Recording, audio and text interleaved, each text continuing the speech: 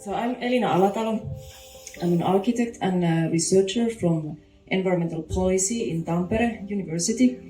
And actually I'm working there with a group of researchers who looks on how vacant spaces can be taken into use better and how better practices can be created. And yeah, I really do have a PowerPoint slide show for you. Apologies for that, but maybe it's also something that gives a little bit of information. So I'm going to introduce you the Mushrooming network. That is a network of self-organized co-working spaces here in Finland. It is one of the cases that I've been looking a lot into, and it's one kind of a solution, part of the solution, and then also share a couple of words about the collaboration with Monoma that we started 1 year ago. Next slide. So mushrooming helps people to find other people with whom they can put up or establish a co-working space, and then also the co-working spaces or the communities to find new people, because often there is the situation that you lose some from your group and you need to find the new people quickly in order to be able to keep your space. So that is where mushrooming helps. And so it is lots about freelancers, small enterprises, distant workers, different kinds of people. There is in the core, it's do-it-yourself culture. So really people are looking for those kind of spaces that you can create your own personal working environment, make it look like yourself, and then also to start to realize your dream. And why I'm talking about dreams is that typically people join these kinds of co-working spaces that are self-organized in different kinds of transition moments in their life. So it can be about trying a new livelihood, trying out a new small business, maybe having some kind of a hobby that is on the edge of could I actually earn a little bit of this? Could I actually live out of this?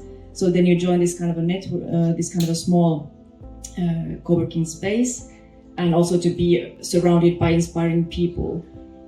So in the core there is the self-determination and then also the low expenses of the working space. So you really need to find the kind of a space that allows you different kinds of experiments. And that's why the people see vacant spaces as treasures.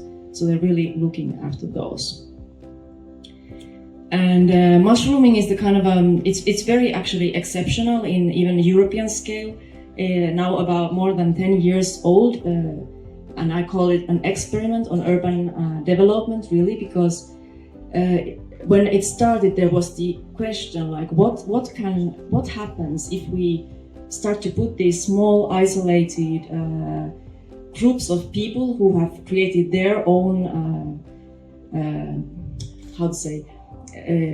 utopias, even like small inactive utopias. What if we start to connect these people? What happens if they're facilitated to network? In other words, if we start to enable self-organization. And what happened is that, for example, year 2018, we did a kind of a research on how many these kind of small communities we have in Helsinki, and we found 400 different kinds of shared spaces of work. And I know that is just a small fraction of what actually there is. So 400 in 2018, and that is amazing amount. There is a certain kind of an empowerment as these communities survive now better when they find new people to share the space with. They also have more courage to tackle bigger premises and more challenging premises. And then there started to happen mixing.